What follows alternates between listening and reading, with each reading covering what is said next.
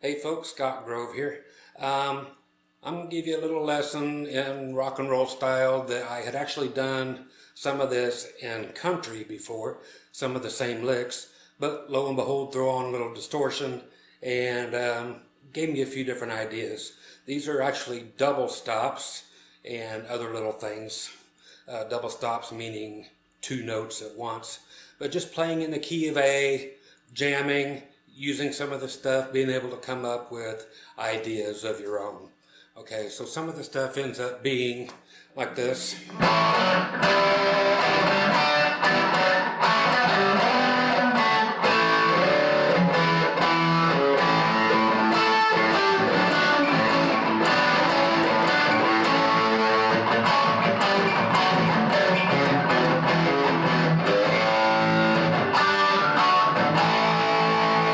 Okay, so again, they're just ideas and such to give you food for thought when you're just chugging along an A.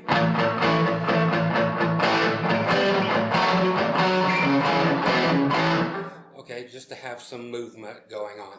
Okay, with a regular backing track of just drums only, it would sound pretty much the same. So like this.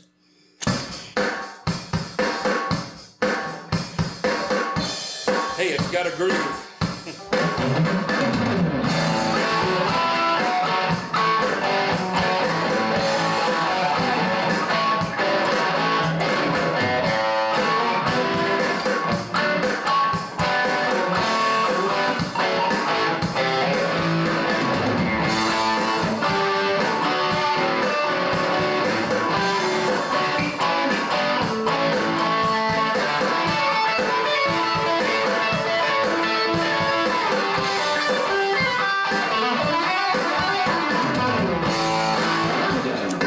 Okay, so that's the stuff I'll be teaching.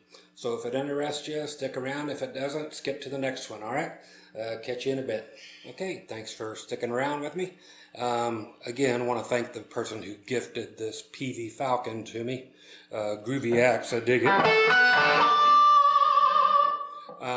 Actually kind of stays in tune. Amazing. So again, this is just something for you to write with. Come up with your own little thing instead of doing what I'm doing, but here are the parts to what I was playing.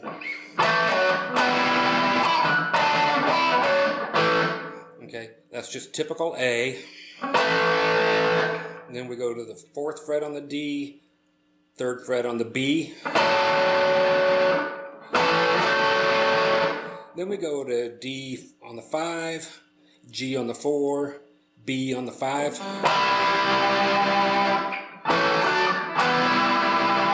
Cool chord.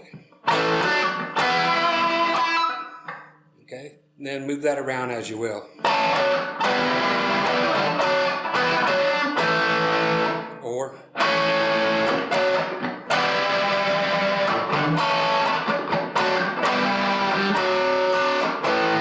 whatever works for you. Okay, whatever trips your trigger. And the double stops.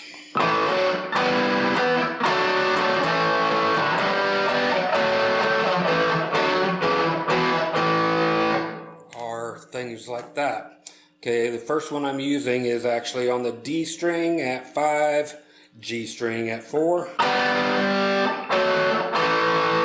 Okay. 4 and 2 on the same two strings. And then 2 and 2. And then same thing on the A and the D string, 5 and 4. 4 and 2. 2 and 2. And then O and 2. So you have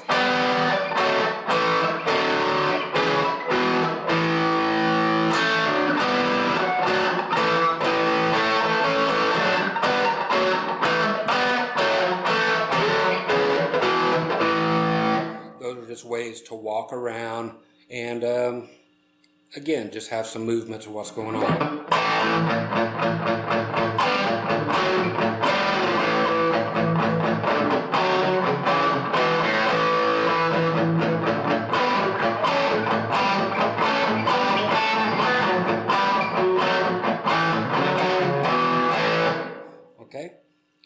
can see I just made up something on the spot, and it's just moving around. You don't have to move that much.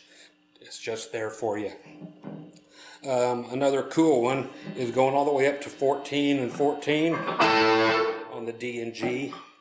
Gives you just your octave of your A. Go back to 12 and 12. Now go to 12 and 11. Okay. Then 11 and 9. 9 and 7. And you end up on A again, being the 7 and 6.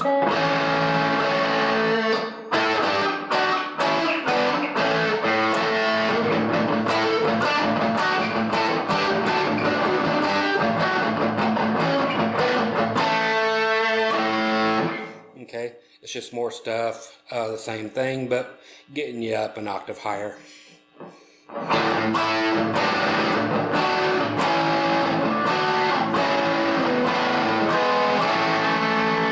There I just simply walked back to 6 and 4 before I came back to A. Okay, so it's harmonies. That's what it is. You can do some other cool little things like I did in the intro if you're going to be switching up chords in A.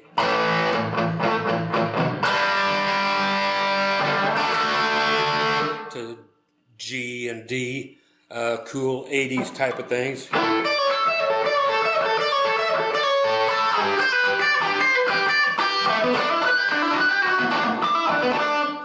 That kind of a sloppy thing, which is simply a D chord moved all the way up here to 9, 10, and 9.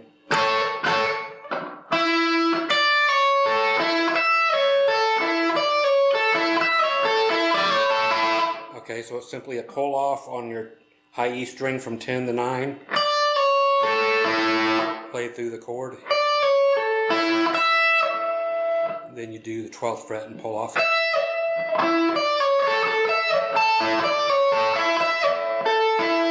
Same thing down to G at 7, 8, and 7.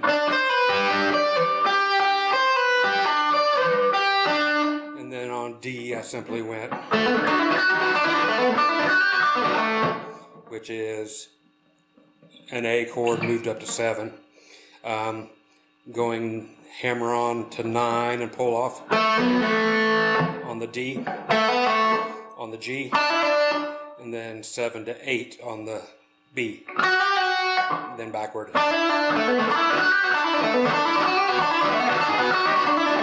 So there's your A, G,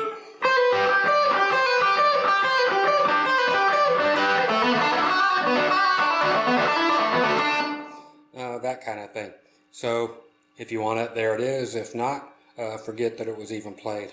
Okay, so that's basically it. Again, rock and roll ain't noise pollution entered my head after I came up with this thing, so it was subliminally in there, I guess. That's not how it's played, but that's how it kind of sounds.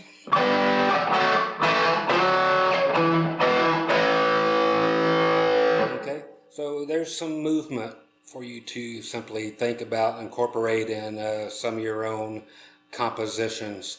So if you dig it, use it. If not, skip forward to the next lesson. I'll catch you on the next one, okay? Later. Bye-bye.